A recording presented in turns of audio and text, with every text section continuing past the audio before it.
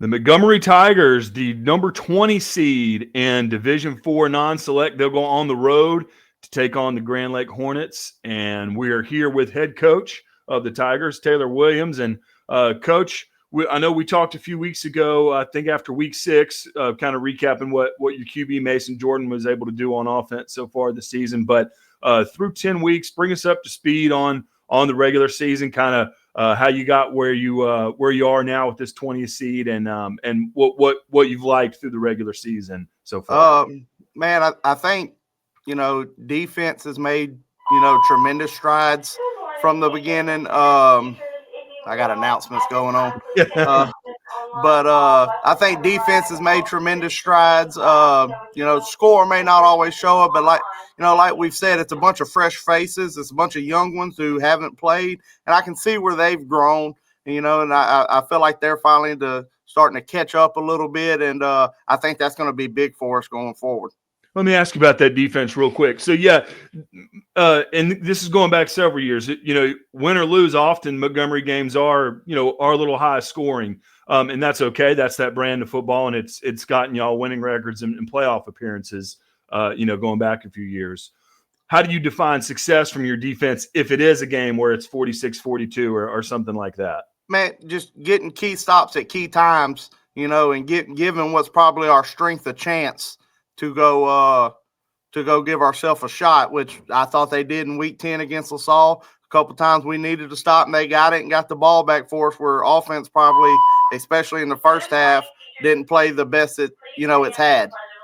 So that's some growth I've seen. Just stops in key times were times where I felt like, offense maybe was having to make up for it. Now defense is starting to give us chances. Interesting. Okay. And so mentioned some of the, we talked about Mason a minute ago, not only quarterback, but also a key part of that linebacking core. Overall, what players through 10 weeks are you looking at and saying, okay, these are the guys that I'm ready to go in and lead us in the playoffs? Mason obviously being one of them, being the quarterback offensively and defensively for us. Jet Bullock's another, playing middle linebacker. He's one that we're going to have to rally behind. A lot of big things are expected of him. Being a senior, being a 4-year starter, he's somebody we need to get going. And as far as in the secondary, we got Eli Bullock and Kyron Bonnier, two people, we kind of don't mind putting on the island. Caden Goodland, don't mind sticking them out there by themselves so we can, hopefully help stop the run. This is a particularly interesting matchup because not only do you have a common opponent, you both played Elton earlier this year, you actually played Grand Lake early in the regular season. I can't remember right now which week that was, but if you can kind of recap what y'all learned from that game, and then also, is there anything from that matchup that you don't take with you to this game that you say, look, that's in the past, we're forgetting about that, we're only going to use these things to help us prepare? It was week 4, I believe it was. I think it was fairly, tight going into halftime. I think it may have been 1-score ball game, 2-score ball game, something like that. We were in it at halftime. They're a physical bunch. They're going to wear on you. They're going to pound you. They're going to try to control the line of scrimmage.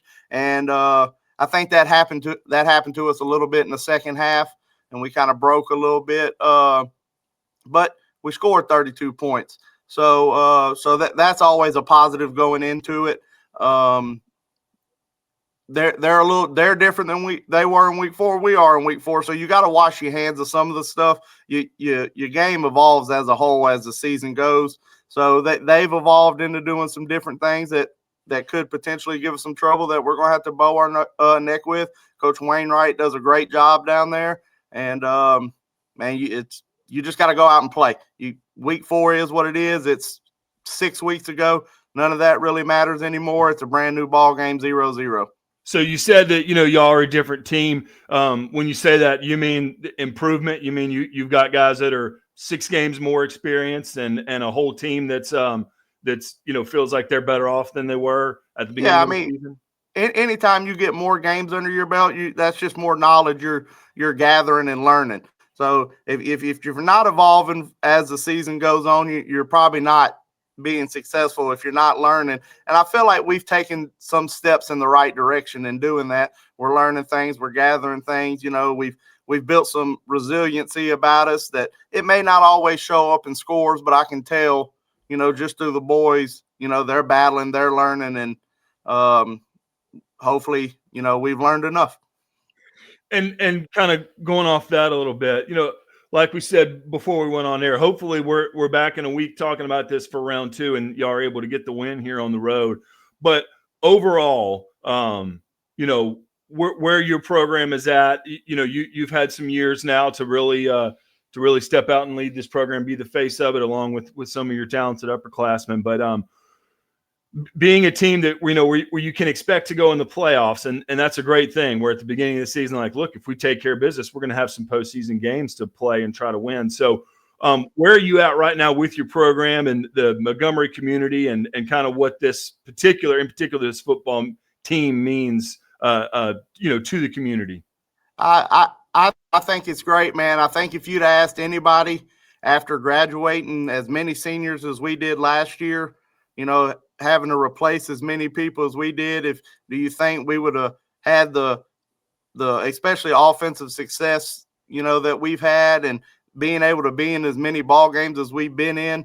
I think everybody kind of would have took it where we are now. But now you can't say, oh, well, we did that, we exceeded expectations. You can't rest on that. Now those expectations change. They change with us. They change with the fans in the community. They've been great. They've rallied behind us. I think everybody's excited.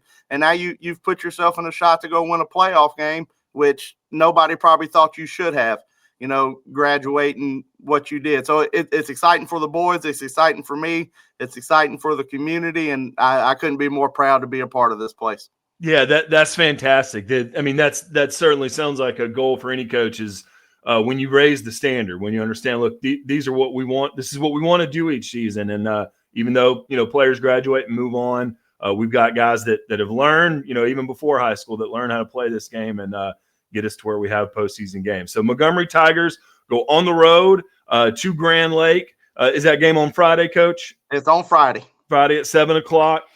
Tigers and the Hornets will face off in non-select Division IV Round 1. And Coach Williams, thank you so much for your time this morning. Hopefully we'll be talking to you next week getting ready for a Round 2 regional game. I hope so. I appreciate everything, man. Thank y'all. Yes, sir. Go Tigers. Thank you.